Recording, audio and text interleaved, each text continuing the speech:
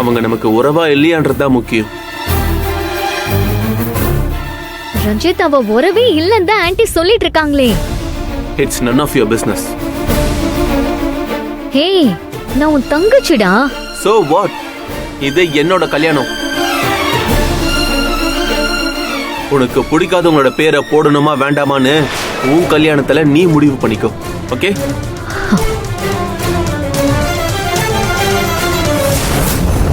இந்த கல்யாணத்துல என்னோட முடிவு முக்கியம். ஆண்டி ப்ளீஸ் தயவு செஞ்சு ஃபேவரிசம் பார்க்காதீங்க. நான் சொல்றேன், கண்டிப்பா நந்தினி சிஸ்டர் பேரை போட்டே ஆகணும். ஆண்டி நான் சொல்றத கேப்பீங்களா மாட்டீங்களா?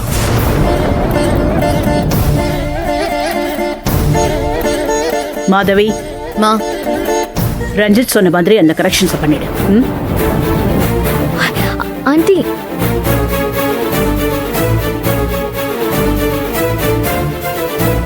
அதை சரி பண்ணிட்டு அவங்களுக்கு அனுப்பி வச்சிரு. பத்திரிக்கை அடிக்கிறதுக்கு அதை ஃபைனல் பண்ண சொல்லு. சரிங்கம்மா. கீழே இருக்கேன். ரஞ்சித், என்ன ரஞ்சித்?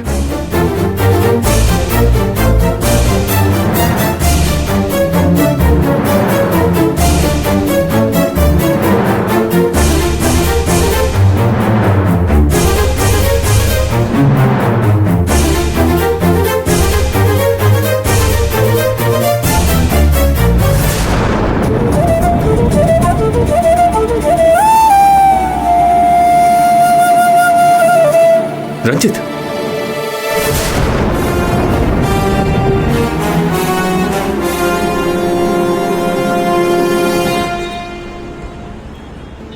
ஏன் சார் அடுத்த ஹியரிங் எப்போன்னு ஏதாவது தெரிஞ்சுதா சார்? இல்ல சார், ஆனா இந்த கேஸை விசாரிக்கிறவரே ரொம்ப ஸ்ட்ரிக்டான ஜட்ஜி. சீக்கிரமா அடுத்த ஹியரிங் கூப்பிட்டுருவாரு. கவலையே படாதீங்க சார். சார் எப்படி சார் கவலைப்படாம இருக்க முடியும்? வீட்டில் என் தங்கச்சிக்கு கல்யாண ஏற்பாடுலாம் நடந்துட்டு இருக்கு சார். பெரியவரா டேடி தான் இருந்து எல்லா ஏற்பாடும் பண்ணணும். அவர் இந்த டைம்ல இப்படி ஜெயில இருந்தா எப்படி சார்? வீடே இடிஞ்சு போய் கிடக்கு சார். சார் கவலையே படாதீங்க.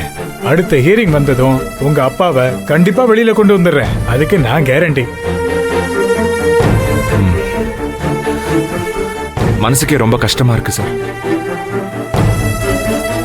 சார் இங்க பாருங்க, நீங்க பணத்தை பத்தி கவலையே படாதீங்க. ஒருவேளை தேவைன்னா சுப்ரீம் கோர்ட்ல இருந்து சீனியர் அட்வொகேட்ஸ் இல்லைன்னா டெல்லியில இருந்து சீனியர் அட்வொகேட்ஸ் யாராச்சும் வர வச்சு இந்த கேஸ் டேக் அப் பண்ண சொல்லுங்க.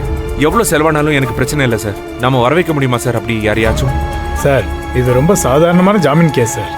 இதுக்கெல்லாம் கூப்பிட்டா அவங்க வரமாட்டாங்க சார். நாளை பின்ன ஹியரிங்ல ஏதாவது காம்ப்ளிகேஷன் வந்தா அந்த மாதிரி வக்கீல நானே கூப்பிட சொல்றேன். இப்போதைக்கு நாமளே பாத்துக்கலாம் சார், நம்புங்க.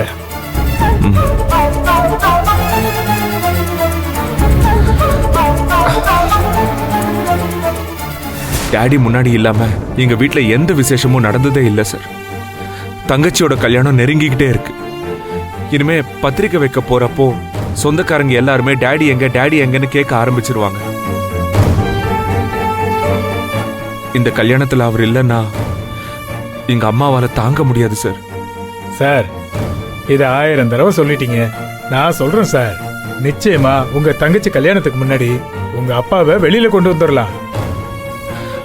Yeah okay sir. சார் உங்களுக்கு இப்போ ஏதாச்சும் பணம் தேவை இருக்கா சார்? சார் நீங்க இன்னும் கொஞ்சம் அதிகமாக எஃபோர்ட் எடுங்க சார். சார் இந்த வாட்டி டேடி எப்படியாச்சும் வெளியே வந்தே ஆகணும் சார். தேவைப்பட்டா நானே கேட்குறேன். இப்போ எதுவும் வேண்டாம். சாரை ஜாமீன்ல வெளியே கொண்டு வரதுக்கு எல்லா ஏற்பாட்டையும் கச்சிதமா நான் பண்ணியிருக்கேன். தைரியமா இருங்க சார், நல்லதே நடக்கும். உங்களை தான் சார் நம்பியிருக்கேன். நீங்க தான் பார்த்துக்கணும் சார்.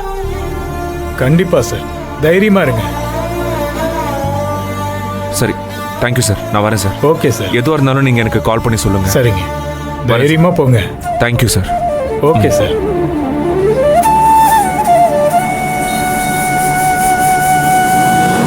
மாதவி, மாதவி. என்னங்க மாது, ஐயோ எவ்வளவு நேரம் தான் நான் வெயிட் பண்றது. அயன் பண்ண அழகான ஜிப்பா கசங்கி போயிரும் போல் இருக்கே. ஐயோ மாதவி, ஓப்பன் தி டோர். கதவை திறமா. ஏங்க என்னங்க பிரச்சனை? ஏன் இப்படி டார்ச்சர் பண்ணிட்டு இருக்கீங்க? நான் குளிச்சிட்டு வர வேண்டாமா? அதுக்குள்ள எத்தனை தடவை கூப்பிட்டுக்கிட்டே இருப்பீங்க? மைடியர் மாது, நாம போறது சேட்டு வீட்டு கல்யாணம்மா. அங்க பாதுஷா குலாப் ஜாமுன் அப்படியே கும்தாவா இருக்கும்மா. அது மட்டுமா காஜு கட்லி ரசகுல்லான்னு பல வகையா இருக்கும். இனி அடுத்து அந்த ஸ்வீட் எல்லாம் எப்ப நான் சாப்பிட போறேன்னு எனக்கே தெரியலையம்மா. பல மாசம் ஆகலாம். அதனால அவசர அவசரமா சீக்கிரமே நான் ரெடியாகி வந்து உட்காந்துருக்கேம்மா. நீ என்னடானா இன்னும் குளிச்சு உட்காந்துருக்க? இது நியாயமாம்மா?